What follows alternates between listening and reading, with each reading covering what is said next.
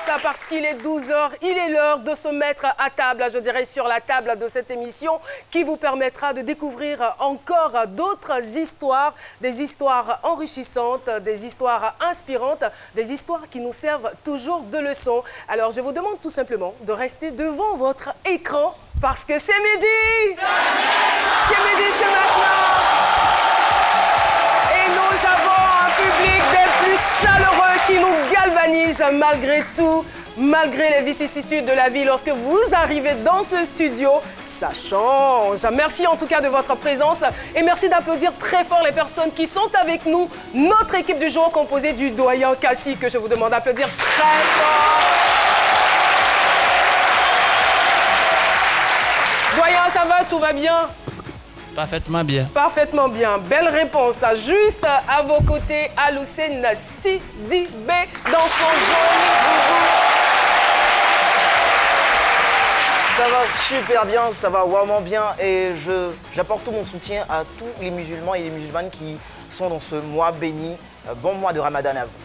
La parité du genre ne sera pas respectée sur ce plateau. Aujourd'hui, nous sommes 2 contre 3. Donc, notre invité témoin sera certainement une dame. Je vous demande d'applaudir très fort Jessica Bomba, qui est là. Bonjour à tous. Ça va, tout va bien? Ça va très bien. Ah là là là là là là là. Il y a des Japonais qui ont la peau noire, franchement. Les yeux comme ça, franchement. Alors, trêve de commentaires. Docteur Philo est là.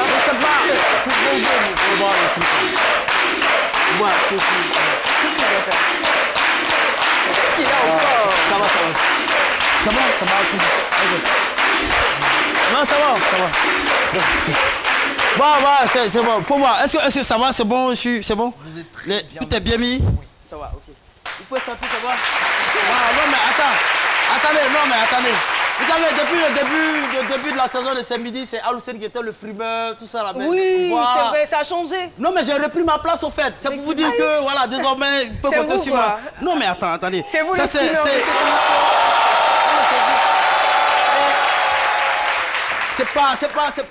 C'est pas compliqué, ça peut être frimeur, tu vois. Ça, c'est pas une perruque, c'est une queue chevelue naturelle à base de neem thaïlandais. Et puis, c'est très simple. Puis, ça fait que je suis tellement. On met à seul au quartier, les filles. Bon, déjà, je vous dis, j'ai changé de numéro, j'ai changé de domicile. Je suis en train même de m'apprêter à changer de pays. Franchement, donc, n'essayez même pas de me faire. Voilà, on a Merci beaucoup, voilà. Docteur Philo. Eh bien, aujourd'hui, nous allons aborder un thème très important et délicat à la fois. C'est un sujet, je dirais, concernant, parce qu'il existe. C'est un sujet tabou qui mérite qu'on mette le doigt là-dessus, parce que beaucoup de personnes en souffrent et on ne peut même pas imaginer ce que le harcèlement sexuel peut produire comme dégâts aujourd'hui dans la société. On aura l'occasion d'en parler et surtout à travers le témoignage de notre invité témoin qui nous rejoindra dans quelques instants. Son nom, Kouakan Estelle. Voici tout de suite son portrait présenté donc par Nafi Touré. Kouakan Estelle est mariée et mère de 4 enfants. Elle est née le 24 août 1983 à Akobouassoué, dans la région d'Anibilekro, à l'est de la Côte d'Ivoire.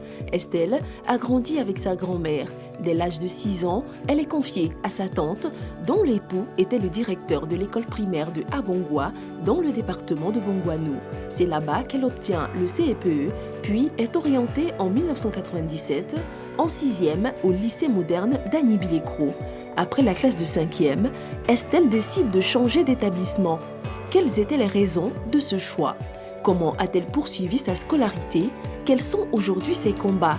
Vous saurez tout sur son histoire avec Caroline sur le plateau de C'est Midi. Estelle qui nous rejoint donc sur le plateau de C'est Midi.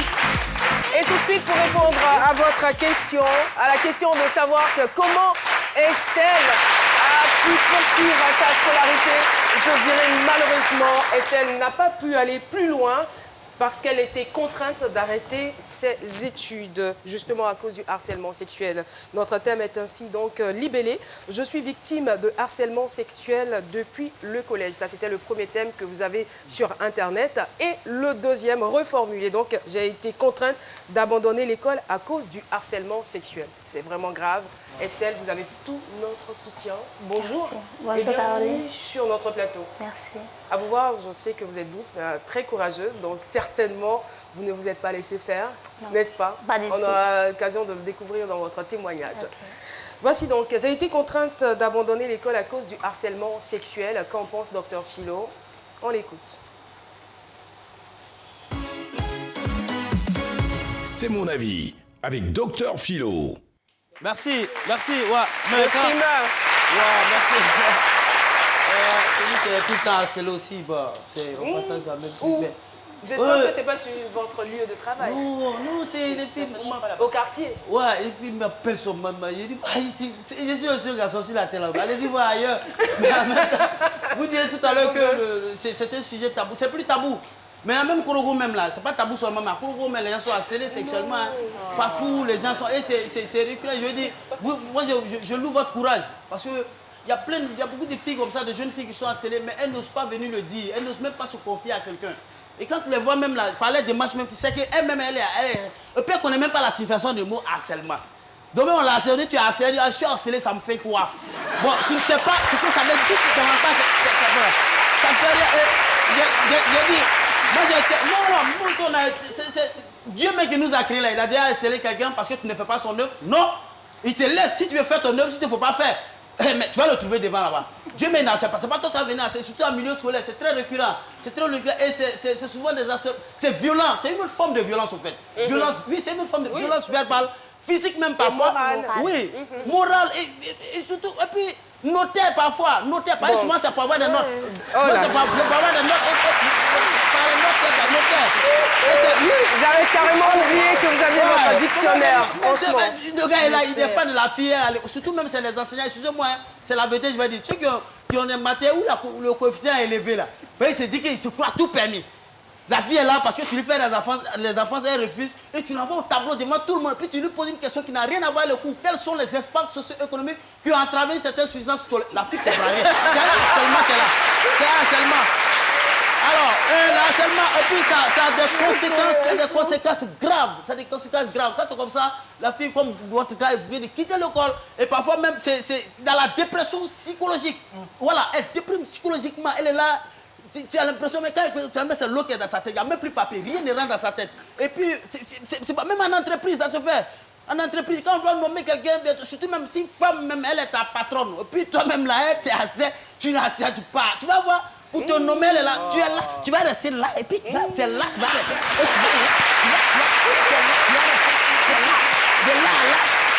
Et tu vas là. En même temps, il faut parler à nos parents et parler à nos enfants aussi. C'est vrai que les enseignants, vous allez dans le système scolaire, vous allez à l'école, les enseignants, c'est des êtres humains. C'est des garçons, donc les tenues aussi, faites très attention. Voilà, il y a des jeunes filles qui provoquent parfois les enseignants. Qui provoquent des enseignants. Et quelqu'un qui est là, qui boit lait matin, qui boit lait tapioca, il boit, comme il est assis, toi tu viens à un mini, et puis bon, souvent il faut faire très très attention aussi.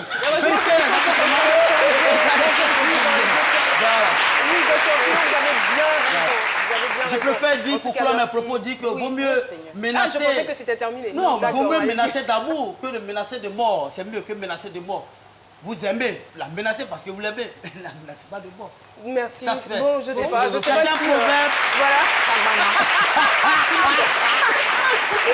Merci, Dr Philo. Et tout de suite, nous allons donc partir dans la rue. Paterne, il a promené son micro comme ça pour avoir des avis. On écoute tout simplement. Le micro-trottoir avec Chris Paterne-Assémian. Salut Caroline! Je suis très ravi de vous retrouver dans le cadre du micro-trottoir de Sémini. Nous sommes à la Riviera Bonouma. Et la question qui nous amène ici est celle-là. Quel regard portez-vous sur le harcèlement sexuel? Je vous propose quelques réactions dans cet élément. Le harcèlement sexuel au milieu scolaire n'est pas présentable. Et il y a certains professeurs, quand tu es élève et qui te draguent, bon, si tu refuses, on te pénalise. Non, c'est pas normal. Les profs doivent arrêter l'harcèlement sexuel au milieu scolaire. Oui, j'ai été confrontée à ce genre de problème. En tout cas, c'est pas facile. Ils sont gênés. À chaque fois, la personne vous appelle. Il faut faire des avances. En tout cas, surtout quand tu ne ressens rien pour la personne, c'est pas facile. Au lycée, j'avais, disons, mon chef de classe qui me fatiguait beaucoup parce que déjà, même quand je lui faisais pas des petits sourires et tout, me mettait sur la liste des bavards, ce genre de choses-là. Bon, c'est vraiment pas intéressant, mais heureusement que c'est pas allé bien loin. Je me suis plaint au niveau de l'éducateur et puis on a pu régler ça.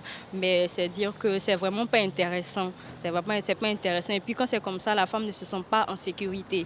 Or, il est important pour une femme de se sentir en sécurité partout où elle est, tant que dans le milieu professionnel qu'à l'école. Surtout pour les jeunes filles qui n'ont pas de repères dans la vie. Quand j'ai fini avec mes diplômes, puisque je suis en droit, c'était difficile pour moi d'obtenir du travail, puisque certains me proposaient un droit de cuissage. Et là, j'ai jamais cédé en fait. J'ai préféré chômer et voilà, ne pas céder au droit de cuissage. Donc j'ai plusieurs fois été harcelée effectivement. Pour avoir une relation intime avec quelqu'un, il faut avoir des sentiments. Mais si vous ne ressentez rien, bon, je ne pense pas que ça soit possible d'avoir... Maintenant, si la personne insiste, ça devient comme, je ne sais pas, une agression. En majorité, l'harcèlement sexuel, les enseignants le font souvent sur les jeunes filles. Et puis, bon, dans d'autres domaines, ceux qui sont un peu choquement des mieux nantis, ils le font aussi sur choquement des sur les moins nantis.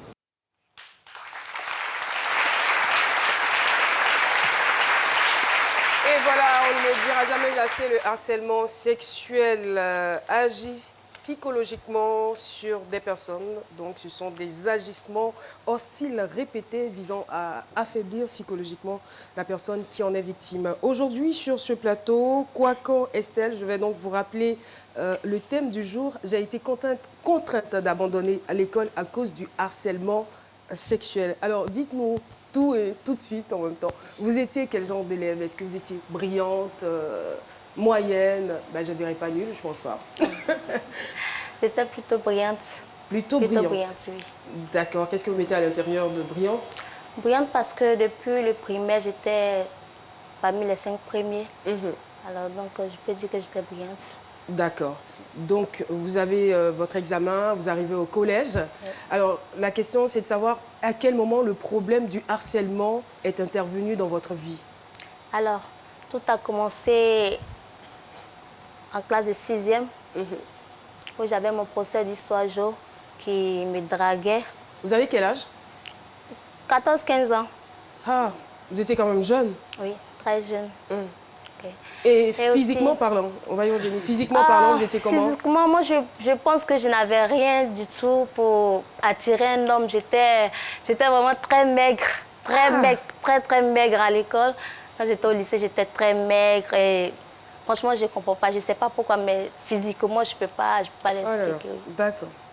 Alors, votre prof d'histoire, Jo? Histoire Jo et mon éducateur. D'accord, donc on va aller pas à pas. Comment est-ce que chacun a formulé, je ne sais pas, sa demande ou a manifesté L'éducateur m'a appelé dans son bureau, m'a fait savoir que j'étais sa petite protégée, qu'il allait prendre soin de moi. Si j'ai un problème... Sur quelle base? Je ne sais pas. D'accord. Je ne sais pas.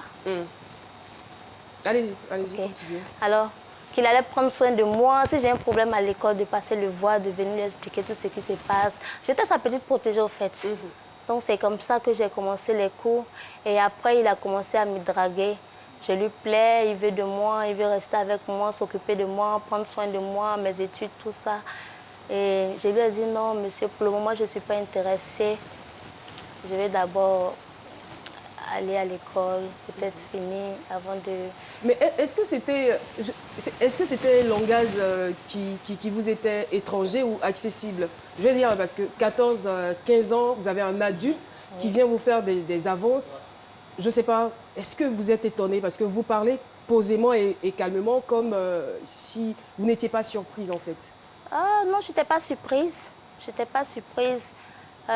J'étais surprise à cause de son âge, parce qu'il était vraiment vieux. C'est quelqu'un qui pouvait avoir l'âge de mon papa. Oui, il était vieux. Oui. Et son âge, c'est son âge d'abord qui m'a... Parce que j'étais vraiment toute petite et un vieux monsieur vient me voir pour me dire que je lui plais, il veut rester avec moi. Franchement, c'était... Sinon, les jeunes de votre âge vous draguaient déjà? Oui, j'avais déjà, oui, on m'avait déjà dragué, donc c'était pas... Voilà, c'était pas nouveau. Voilà. Les enfants deviennent de plus en plus dangereux.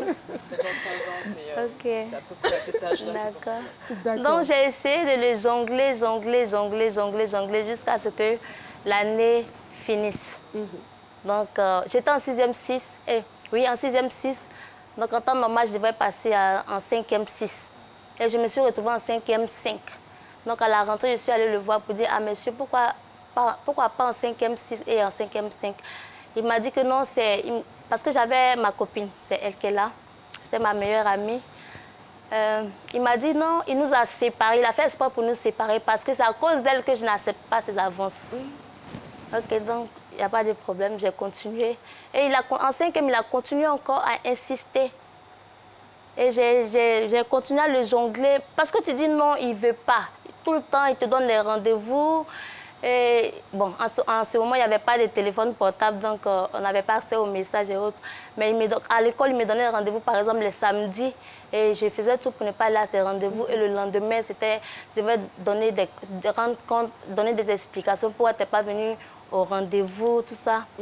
Et j'ai essayé de jongler comme ça jusqu'au milieu du 2e trimestre. Et un jour, l'éducateur nous a dit, ma copine et moi, de venir chez lui pour faire le ménage, préparer tout ça pour lui. Bon, nous, on a fait ces payants au village. Donc, un professeur ou ton maître te dit, au village, on partait casser les fagots pour le maître, on partait nettoyer chez le maître, c'est normal. Donc, on grandit avec cet esprit-là. Alors, c'était normal d'aller chez l'éducateur. Mais vous n'avez pas eu peur? Est-ce qu'il y avait quelque chose? Est-ce que vous ne vous êtes pas dit, c'est un piège? Bon, non, je ne me suis pas posé la question parce que... La présence de votre ami vous rassurait peut-être? Oui, j'ai parti avec mon ami, puisque je n'étais pas seule. J'étais avec mon ami, donc on est parti chez lui. On a fait le ménage, on a préparé et on a commencé à faire la lessive. Et il appelle ma copine pour dire, non, on va m'acheter un sac de charbon au marché. Alors que le marché est très loin de sa maison, très loin de sa maison. Et il n'y avait pas aussi les taxis, tout ça. Donc, je lui ai dit, non, on va aller acheter le charbon pour venir rapidement continuer. Elle a dit, non, pour gagner du temps, reste. Toi, tu vas continuer à faire la lessive et elle va aller acheter le charbon. Alors, elle est partie. Et pendant que je faisais la lessive, il m'a appelé. Il était dedans là-bas, il m'a appelé. Afouah, il aimait bien m'appeler Afouah, un nom que je détestais d'ailleurs. Pourtant, c'est votre prénom et c'est très joli, je trouve. Mais bon, je n'aimais pas trop ça, mais c'est lui seul qui avait... Ça a changé, hein? Oui, maintenant ça a changé. Je sens que je vais vous appeler Afouah sur ce plateau. D'accord. Donc, il m'a appelé Afouah, viens, il y a des habits ici, viens prendre, tu vas les laver. Et je suis arrivée au salon, il a dit non, rentre. Ça y est, dans la chambre ici, viens prendre. Quand je suis rentrée dans la chambre, en même temps, il a bouclé la porte. Et il était déjà déshabillé, il était tout nu devant moi. Et là, vraiment, j'étais traumatisée. J'étais traumatisée, complètement bouleversée. Et je ne savais pas quoi faire. Donc, j'ai commencé à lui demander pardon. J'ai dit, monsieur, pardonnez, vraiment, je ne peux pas que vous n'aurez pas dû faire ça. Vous avez dit de venir chez vous pour faire le ménage, tout ça. Moi, je ne m'attendais pas à ça. Il dit que ça fait 2 ans que je suis derrière toi, tu m'as tourné jusqu'à aujourd'hui, c'est aujourd'hui. Aujourd'hui, ça passe ou ça casse. Non, c'est vrai, ça paraît risible, mais c'est grave. Imaginez une fille de 15 ans en train de subir ce genre de choses. Un adulte, franchement, ayez un peu honte quand même. Aïe. Comment se mettre nu devant une fille qui a l'âge de ta fille, en fait? Ça traumatise le bruit. Alors j'ai commencé à lui demander pardon, monsieur, je ne peux pas, je ne veux pas. Aujourd'hui, là, je ne suis pas... Parce que en venant, je n'étais pas préparée à ça. Donc, je ne peux pas. C'est quelque chose qui doit se faire à deux de façon consentante. Et moi, je ne suis pas d'accord. Je ne peux pas. Donc, laissez-moi partir. On va voir si on peut prendre un rendez-vous peut-être un autre jour. J'ai essayé de négocier, mais le gars ne voulait pas. Il a dit non, je suis dans tous mes états. Et toi, mais tu sais combien je t'aime. Il y a longtemps, je suis derrière toi. Il y a longtemps, je te dis que je t'aime. Aujourd'hui, c'est aujourd'hui. Tu ne peux pas sortir. Parce que tu m'as déjà vu nue, tu ne peux pas sortir comme ça. Et je continue à demander pardon, je continue à négocier. Mais à un moment, il a commencé à me violenter. Et La seule chose qui m'est venue en tête, j'ai commencé à le menacer. Parce que vraiment, je ne voulais pas du tout. Parce que ce monsieur était tout ce que moi, je détestais dans ma vie. Oui. Heureusement, d'ailleurs. Oui. Il était sur ma liste noire. Parce qu'en grandissant, j'avais une liste noire. Des hommes avec qui moi, je n'allais jamais avoir de relation. Les hommes... Excusez-moi, vous avez 15 ans. Comment à 15 ans, vous avez déjà une liste? Est-ce que... Non, c'est peut-être... Enfin, c'est pas du tout drôle. En fait, ma question, c'est de savoir si avant ça, vous aviez déjà eu peut-être une aventure similaire. Non, en fait, j'ai grandi dans un milieu, au milieu des tantis. Donc, j'entendais toujours les tantis parler des hommes d'une manière. Ma maman et ses camarades toujours disaient que les corps habillés, excusez-moi, cherchent trop de femmes. Parce que moi, mon père était un corps habillé. Et je ne l'ai pas connu. Et nous sommes beaucoup, il a fait beaucoup d'enfants. Jusqu'à aujourd'hui, je ne connais pas le nombre d'enfants. Chaque jour, on découvre qu'il y a un nouveau, un enfant, Jusqu'à présent, chaque jour, même la semaine dernière, j'étais chez ma grande soeur, notre aînée, côté papa, et elle m'a appris encore qu'on a une soeur qui a débarqué. Voilà. Donc, ça m'a marqué au fait, parce que depuis toute petite, j'entendais dire que non, mon papa était un coureur de jupons, il a fait beaucoup d'enfants, tout ça. Donc, ces choses-là me marquaient. Donc, sur ma liste, il y avait les corps habillés. Et il y avait les hommes plus âgés que moi, c'est-à-dire un homme trop âgé que moi, un homme marié. Donc, j'avais une liste noire dans ma tête. On ne va pas donner trop de détails, c'est sûr que vous aviez une liste, mais la question avait tout de même sa place. Alors, donc, il était sur votre liste noire et vous nous avez dit qu'arrivé à un certain moment, il était prêt à aller un peu plus loin. Il a commencé donc à vous violenter et vous l'avez menacé en disant quoi exactement? Oui, je l'ai menacé. Je lui ai dit, monsieur, si vous me touchez aujourd'hui, là, je sors nue, toute nue de votre maison et je vais directement au commissariat porter plainte contre vous. Et le lundi, parce que c'était un samedi, le lundi, j'irai à l'école voir le proviseur et raconter à tout le monde ce que vous m'avez fait aujourd'hui. Donc, parce que si vous essayez quelque chose avec moi, c'est du viol.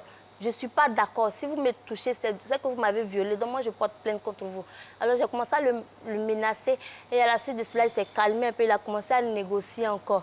Non, laisse tomber. C'est quelque chose qui ne va pas durer juste quelques minutes. Ça va finir tout de suite. Je lui ai dit non, je ne peux pas. Donc il m'a dit, bon, est-ce que tu peux m'embrasser? Je lui ai dit non, ce n'est pas possible. Là où je suis, là, ce n'est pas possible. Actuellement, je suis énervée. Laissez-moi sortir. Donc, il a ouvert la porte et puis il m'a laissé partir. Je suis sortie, j'ai couru, je suis avant partie. même que votre, oui, avant que ma ne copine arrive, oui. Je suis partie, même, je n'ai pas pris mes affaires, je suis partie. Je suis partie. J'ai envie de vous applaudir. Franchement. Ouais.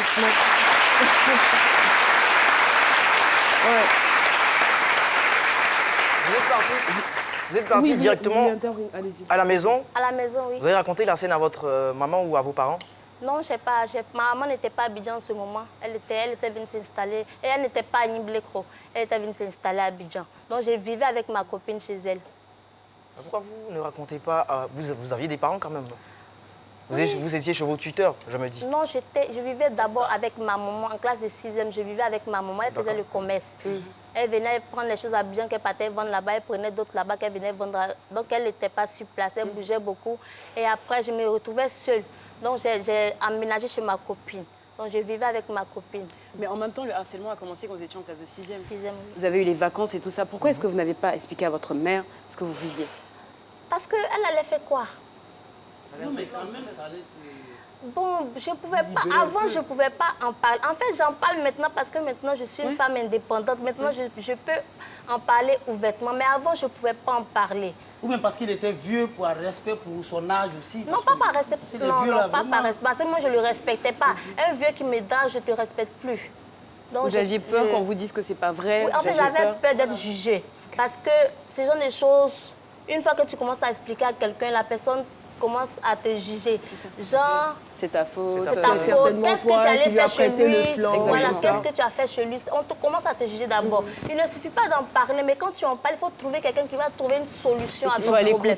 Parce que tu vas t'expliquer, la personne va dire, oh, Yako, ces gens-là, ils sont mauvais. Et puis, c'est fini. Donc, il faut en parler pour trouver solution. En parler pour trouver solution, c'est ce que nous essayons de faire. Allez-y. Précisez que vous avez une fille. Oui, j'ai une fille. Une fille qui a 9 ans environ. Oui, elle a 8 ans, elle aura 9 ans bientôt. Oui, dans quelques années déjà, elle sera exposée aux prédateurs. Alors, je veux savoir, à la lumière de votre propre expérience, comment vous gérez ça avec elle déjà? Comment Avec vous ma comptez fille. gérer ça avec elle? Oui. Ok, ça c'est une bonne question. Déjà, j'ai commencé à parler avec ma fille. Je discute beaucoup avec elle sans lui expliquer les choses, sans rentrer dans les détails, mais je parle beaucoup avec elle. Par exemple, souvent, je m'assois et je lui dis, elle s'appelle Anaya. Je lui dis, Anaya, si tu vas à l'école, que quelqu'un te touche, quelqu'un tape sur tes fesses, quand tu viens, il faut m'expliquer, il faut dire à maman, tu as compris. Donc, je lui parle de ce genre de choses. Si un garçon te fait ceci ou bien un tonton te fait cela, dis-moi. Et puis, ne t'assois jamais sur les pieds d'un tonton. En fait, je l'avertis dès maintenant. J'ai commencé à parler avec elle. C'est très bien. Alors, l'éducateur, merci beaucoup. Après donc cet épisode, quelle est devenue la nature de vos relations? Comment se comportait-il avec vous? Bon, j'étais devenue son ennemie à l'école. Il a commencé à me mener la vie dure à l'école. Parce qu'à notre temps, quand j'étais au lycée, c'est les éducateurs qui donnaient les notes de conduite. Voilà, donc parfois, ils pouvaient me donner 2 en conduite, comme si j'étais une délinquante. Sans justifier? Oui, sans justifier. Et il me menait la vie dure, au point où un jour, j'avais des exercices de mathématiques, parce que vraiment en maths, j'étais vraiment... Ça allait quoi? Non, ça n'allait pas du tout. Oui, ça n'allait pas du tout. Donc j'avais des exercices de maison que je n'avais pas fait à la maison. Et j'avais une heure creuse avant l'arrivée du professeur de maths. Alors je suis allée au second cycle chercher 2 jeunes hommes du second cycle pour m'aider à traiter mes exercices. Et l'éducateur était assis, parce qu'il surveillait tous mes gestes dans l'école. Il était assis dans son bureau et il m'a vu rentrer. Sérieux, mais c'était de c'est pas possible. C'était vraiment de l'obsession. Il m'a vu rentrer avec les 2 jeunes hommes dans la classe. Il nous a suivis. Il est venu et il a commencé à les insulter. Parce que là-bas, les élèves du second cycle n'avaient pas le droit de venir au premier cycle. Donc il a commencé à les insulter, me les menacer. Il a dit qu'il allait aller voir leur éducateur pour qu'il leur fasse des moins en conduite. Et là, ce jour-là, j'ai craqué. C'était la première fois que je parlais de l'histoire. J'ai craqué, j'ai pleuré, je suis allée. Je partais même voir le proviseur pour lui expliquer. Mais arrivé au secrétariat, on m'a bloqué. La secrétaire a voulu que je lui explique ce qui se passe. Et je suis ressortie, je suis allée voir le conseiller. Et j'ai tout expliqué au conseiller. Je lui ai expliqué tout ce qui s'est passé depuis la classe de 6e jusqu'à ce jour. Comment l'éducateur me menait la vie dure au lycée. Et il m'a dit de me calmer, de partir, qu'il allait appeler l'éducateur pour discuter avec lui et me faire appel après. Et je veux dire, ce cas-là n'était pas isolé, hein, parce que vous avez aussi été dragué par des professeurs. Oui, des voilà. professeurs. Des professeurs. Et ça, c'était en classe, c'était encore difficile en classe parce que parfois, pour venir à l'école même, j'ai peur. Parce que le professeur te donne rendez-vous le samedi. Quand tu ne viens pas, tu sais que lundi, tu vas le rencontrer à l'école. D'abord, comment il va te regarder déjà, ça fait peur. Comment il va te traiter. Donc, les professeurs, au début de l'année, ils sont très gentils. Très gentils. Quand ils sont intéressés par toi, ils sont très gentils avec toi au début de l'année. Ils te traitent bien. Et quand tu résistes, vers la fin de l'année, ils commencent à être très sévères. Ils commencent à serrer. Sanction sur sanction. Et ils te donnent des notes même que tu n'as pas méritées. Ouais. Parfois, t'interrogent sur une question peut-être que tu ne maîtrises pas. Le procès d'anglais, là, c'est le travail. Et après, ils commencent à t'humilier devant les autres, t'insulter, te dire n'importe quoi. Parfois, même, ils te disent, sors de ma classe. Sors de ma classe, ils te donnent 1 semaine. Ne viens pas à mes cours. Et c'était vraiment difficile en classe. Allez-y, Jess. Est-ce que vous aviez peut-être entendu des histoires d'autres filles dans le même établissement qui auraient été victimes de ça? Des amis ou des filles? En son temps ou maintenant? En son temps, à l'époque. En son temps, bon... Non. Non, parce que personne ne se confie à sa camarade. C'est sûr. Voilà, chacun gardait. Parce que moi, puisque je n'en parlais pas à quelqu'un, non, personne ne venait m'expliquer ses problèmes. Excusez-moi, mais je suis en train d'être harcelée dans l'oreillette. On est obligé d'aller pour la pub. Voilà. Okay. On revient tout de suite. C'est midi, c'est ça.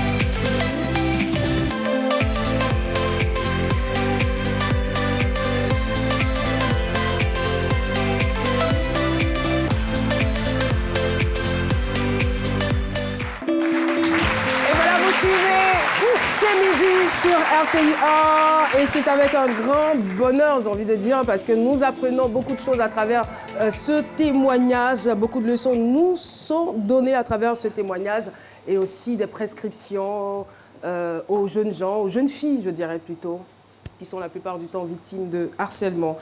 Alors, Afua, on poursuit notre témoignage. Alors, justement, à quel moment vous décidez d'abandonner les cours et quelle a été la raison fondamentale ou quelle a été la goutte d'eau qui a fait déborder le vase? Alors, à la fin du 3e trimestre, on devait faire les calculs des notes. Et là, vous étiez en quelle classe? 5e. En classe 5e, d'accord. Oui, 5e. Les professeurs commençaient à mettre la pression et là, je n'ai pas supporté, je suis partie. J'ai quitté le lycée sans même attendre les résultats. Je ne sais même pas si j'ai été renvoyée ou j'ai été admise. Je ne sais pas. Je suis partie, je ne suis plus revenue au lycée. Je suis allée m'inscrire dans une école privée, dans même à Nimblekro, école privée Écran Mathieu. Je suis allée m'inscrire là-bas. Vous étiez encore très jeune, donc c'est... Oui. Comment est-ce que vous allez vous inscrire dans une école privée avec le consentement de votre mère? Oui, de ma mère. Mais elle ne vous demande pas la raison pour laquelle vous allez vous inscrire? Non, elle n'était pas à Nimblekro. Elle n'était pas là, oui. D'accord, mais oui, maman, je n'en peux plus, je vais quitter l'établissement, je vais aller dans une école privée. Pourquoi? Mais vous lui donnez quel argument? Pourquoi? En fait, c'est pas ma mère, moi, il n'y a pas trop... En fait, je n'ai pas grandi avec ma maman. Donc, ce qui fait qu'il n'y a pas trop de... Il n'y avait pas trop de... On ne communiquait pas beaucoup, en fait. Non, je suis d'accord avec ça. Mais maman, vous savez, vous connaissez les parents. Vous êtes dans une école, dans une école publique. Je suppose que tout se passe bien parce que vous ne lui avez rien dit auparavant. Voilà. Et là, vous voulez quitter l'école publique pour une école privée où elle va débourser de l'argent. Mais il faut bien lui donner une raison valable. Elle n'a pas posé la question. Elle ne vous a pas posé la question. Elle vous a remis l'argent et vous êtes allé dans l'école privée. Et là-bas, tout s'est bien passé? Là-bas aussi, j'ai commencé les cours en 4e et j'ai rencontré encore les mêmes problèmes. Les professeurs encore qui ont commencé encore à me draguer. Oui. Et je n'ai pas terminé l'année, je suis partie. Mais quand vous-même, vous essayez de faire une introspection, est-ce que vous ne vous mettez pas en cause? Est-ce que vous n'étiez pas vous-même, excusez-moi du terme, une allumeuse? Pourquoi on vous drague, vous, tout le temps? Non, pourquoi? Ce n'est pas seulement moi. Moi, je sais qu'il y a beaucoup de filles qui étaient dans mon cas. Mais elles n'ont pas toutes quitté l'école. Ah, mais moi, je ne supportais pas. En fait, ça dépend du mental de chacun. Non, je suis d'accord avec vous. Moi, je ne supportais pas parce que je n'aimais pas ça. Je n'aimais pas la chose. Pourquoi je vais aller provoquer quelqu'un? Parce que je ne veux pas qu'on me drague. Je ne supportais même pas ça. C'est pour ça que je suis partie. Oui, mais en fait, vous savez, lorsqu'on est au lycée, il y a une catégorie d'élèves qui sont assez proches des professeurs, donc qui vont être serviables, qui vont être tout le temps au tableau, qui sont les meilleurs, donc qui attirent l'attention. Est-ce que vous étiez ce type d'élève? Parce qu'il existe des élèves qui sont complètement en retrait. C'est-à-dire vous arrivez dans la classe, à la limite même, quand ils adressent la parole au prof, c'est juste pour répondre à une question et c'est tout. Après les cours, ils rentrent chez eux. Est-ce que vous étiez ce type d'élève ou vous étiez plutôt celle qui est serviable et tout ça? Oui, je participais beaucoup en classe. Je n'étais pas effacée du tout. Je n'étais pas effacée. Ok, ça marche. Alors, on va donc recevoir Paulus Agathon, parce que juste après Paulus, on va parler de l'ONG que vous avez mis sur pied pour lutter efficacement contre le harcèlement. Si vous êtes d'accord avec moi, applaudissements pour recevoir Paulus Agathon. Vos réactions nous intéressent avec Paulus Agathon. Paulus!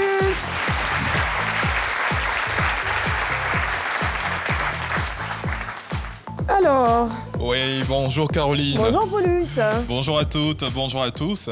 Eh bien, on se rend directement sur la page Facebook C'est Midi, sur laquelle on a les messages de nos internautes. Et je commence avec le message de Tebili Gaspignori. Il dit cette affaire, c'est trop compliqué. Nous, les enseignants, on est toujours accusés à tort ou à raison. Et dans le même sens, on a Edgar Josie Marmel qui dit vraiment, je trouve que c'est pas tellement clair. Et Caroline l'a évoqué tout à l'heure. Je me dis, est-ce que quelque part, dans votre manière de vous habiller, votre manière de vous comporter, il n'y avait pas quelque chose qui avait tendance à provoquer? Je peux répondre? Oui, oui. Je pense qu'il n'y avait rien parce qu'à l'école, on était en uniforme. On portait les bleus blancs.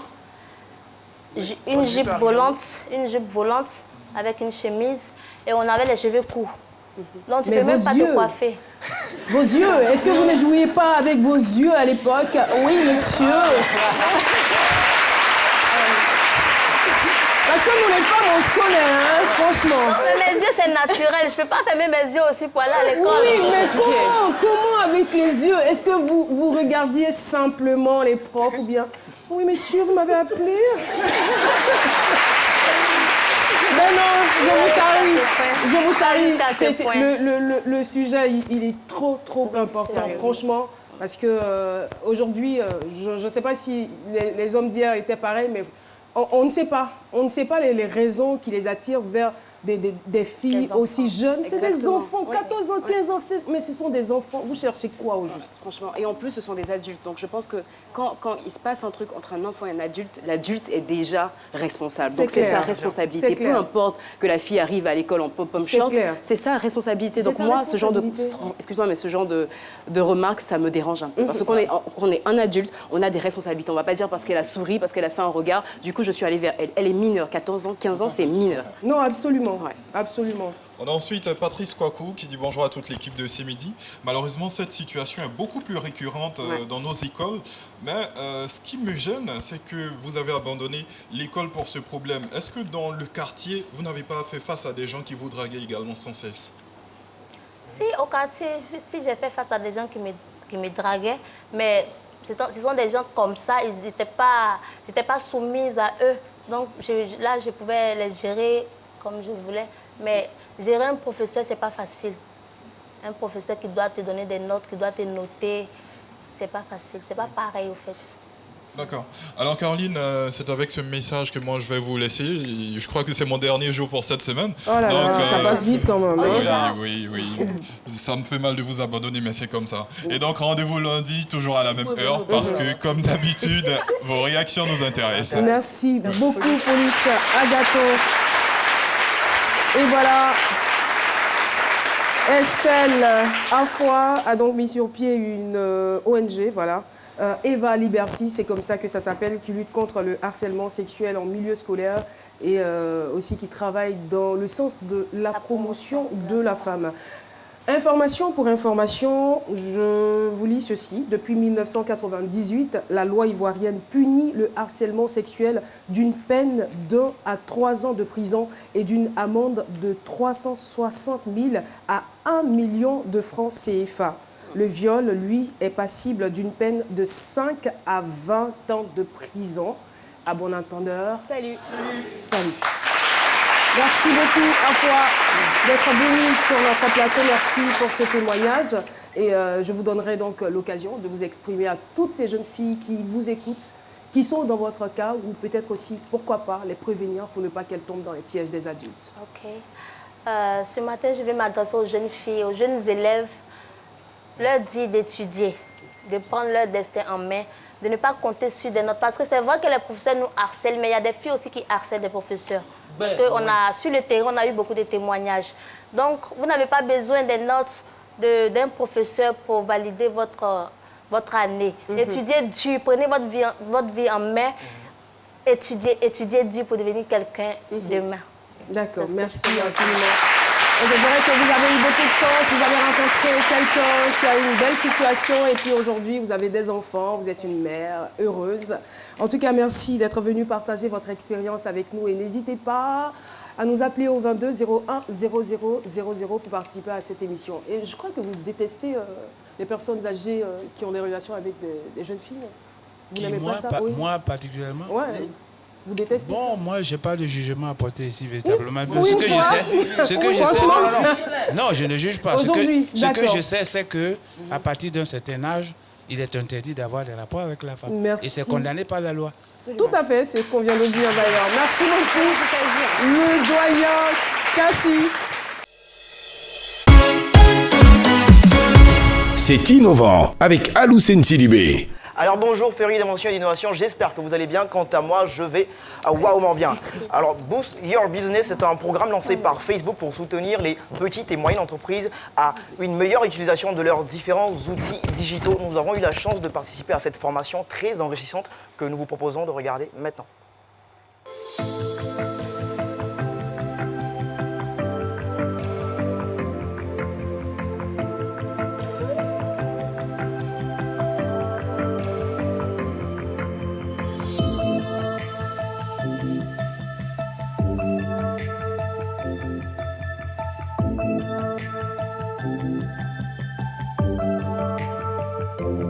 m'appelle Seynabou Cham du Sénégal. Je suis formatrice sur le programme Boost by Facebook. Donc aujourd'hui, on est là à Abidjan pour faire la formation des formateurs sur cette deuxième phase de déploiement du programme. J'ai travaillé justement sur le pilote qu'on a mené pour former 1000 entrepreneurs. Je suis Eva Soédion, je suis la cofondatrice de Kinaya Ventures. Kinaya Ventures, c'est une plateforme d'open innovation. Ce que nous faisons, c'est connecter les startups, les investisseurs et les grands groupes en Afrique dans le but de les aider à mieux innover, mais également pour toutes ces startups à passer à l'échelle. Aujourd'hui, on est à Abidjan dans le cadre du programme Boost Your Business. Boost Your Business est un programme lancé par Facebook qui a déjà permis à plus de 30 000 entrepreneurs sur le continent de bénéficier d'outils digitaux pour passer à l'échelle justement leur activité, mais également pour pouvoir toucher de la meilleure manière qu'elle soit leur audience. On est donc à Abidjan pour lancer ce programme avec l'ensemble des formateurs sélectionnés sur les 6 pays de l'Afrique pour l'Afrique francophone, à savoir la Côte d'Ivoire, le Sénégal, la Guinée, le Bénin, la RDC et le Cameroun.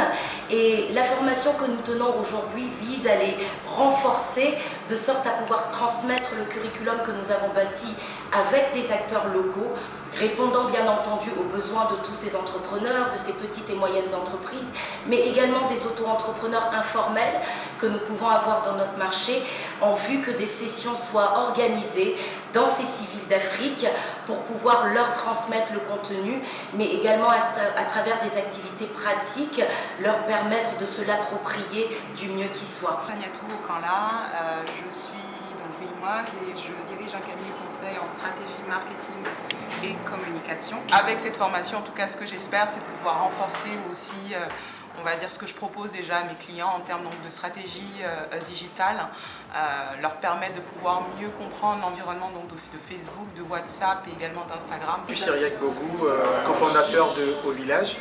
Donc depuis hier, nous apprenons comment utiliser Facebook pour vraiment gérer son business. Aujourd'hui, beaucoup ne savent pas qu'avec Facebook, par exemple, tu peux te former, t'auto-former sur la plateforme. Il y a une plateforme qui s'appelle Blueprint. Donc ça, c'était une info assez intéressante à savoir. Je m'appelle Thomas Chimanga de Kinshasa Digital. Donc nous, on va lancer une académie de codeurs, de développeurs à Kinshasa. Nous allons former une quarantaine de développeurs.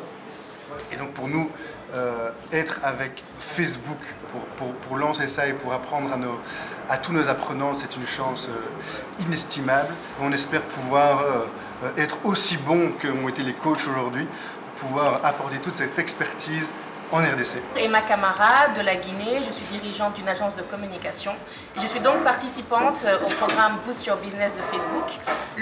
La valeur ajoutée en fait de ce programme, c'est de pouvoir renforcer aussi nos capacités et pouvoir les transmettre dans nos pays respectifs et encourager les entrepreneurs à utiliser les applications digitales. Je trouve que c'est un vrai levier en fait économique pour nos pays aussi. Alors, Boost Your Business. Je vais remercier Eva de Kinaya, aller faire un tour sur sa page. Je vais aussi remercier Kai Lumumba, un entrepreneur. C'est l'instigateur de Totem Experience et aussi des IDCOM Days. Yes. Inventer, innover, créer, réinventer votre quotidien. Bye. Merci beaucoup. Allez, la CIVB. Nous marquons juste une pause avec la pub. On se retrouve dans quelques instants. Monsieur, c'est bon pour aujourd'hui, mais ça ne sera pas le même cas dans 2 jours, parce que votre visite technique expire dans 48 heures. Ça, c'est pas un problème. Je vais donner l'argent et la voiture à mon mécanicien, et puis il va les régler ça à la FICA. D'accord. Hein? Pardon, si tu veux, tu lui donnes la voiture.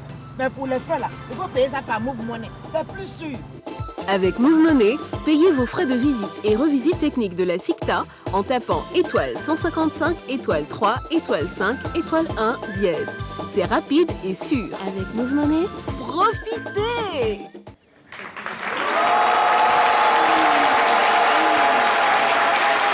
Et voilà, on est de retour et nous allons recevoir à présent quelqu'un qui vient me remettre un présent. Il vient de la part de son frère. Le portrait a donc été réalisé par Jules Christ Tori. Voilà, j'ai l'information, donc venez. Il est représenté par son frère aîné qui s'appelle Elvis Norton Tori. Alors Philo, merci beaucoup. Alors, votre frère, il est étudiant. Passez par ici, s'il vous plaît. Votre frère, il est étudiant à Korogo en 2e année de sciences économiques. D'ailleurs, on profite pour faire un gros coucou à tous ceux qui nous regardent depuis Korobo, depuis Boaké, Ganoa, Danoa, Samatigila, en tout cas toutes les villes de l'intérieur. Bonjour, vous allez bien? Oui, bonjour madame, je vais bien. Il n'a pas pu se déplacer, hein, votre frère? Non, non. Il est en cours actuellement. Ah, d'accord, il est en cours actuellement. Un message particulier? Bon, juste dire que nous aimons l'émission. D'accord. Et nous tenons, comme c'est la fête de mai le dimanche prochain, on profite déjà pour vous faire un cadeau. Oh, c'est gentil. Merci beaucoup. Merci. Oui, merci beaucoup. Ah, c'était bon encore. Merci beaucoup. C'est fait au stylo. Le stylo avec le crayon. Ah d'accord, il a réalisé cela à partir d'un stylo et d'un crayon. Bravo. Bravo à votre frère, c'est un vrai artiste. Merci infiniment, merci beaucoup. Oh là là, je suis contente. Merci beaucoup. Vous lui transmettrez nos salutations. Merci Jules Christ Tori. Alors, on va donc saluer notre public, le groupe scolaire Victor Scholcher, Abidjan.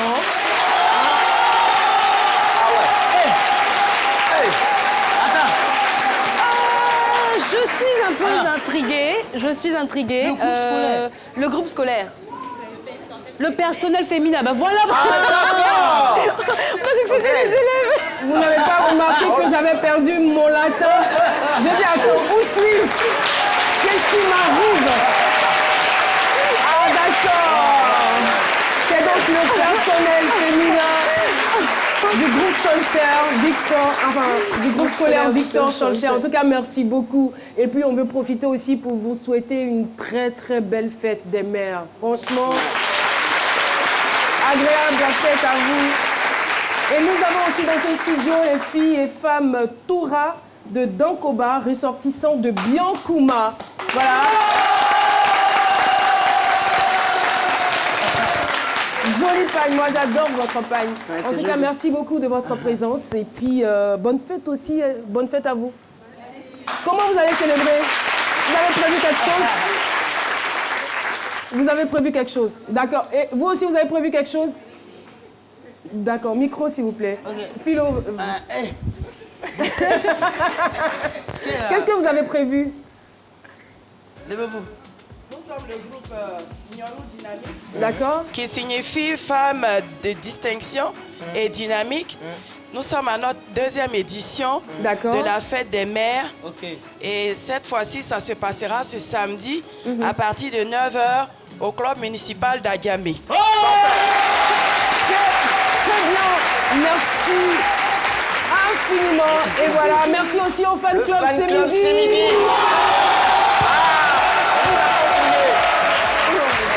Merci beaucoup. Et voilà, l'émission est donc terminée. Eh bien, notre objectif, c'est pas d'écorcher votre sensibilité, mais surtout de vous donner de la bonne humeur et surtout aborder en toute lucidité des sujets importants. J'espère que vous avez pris un plaisir immense à nous suivre. On se donne rendez-vous demain à partir de 12h pour la finale. D'ici là, suivez le journal à 13h. Bye bye.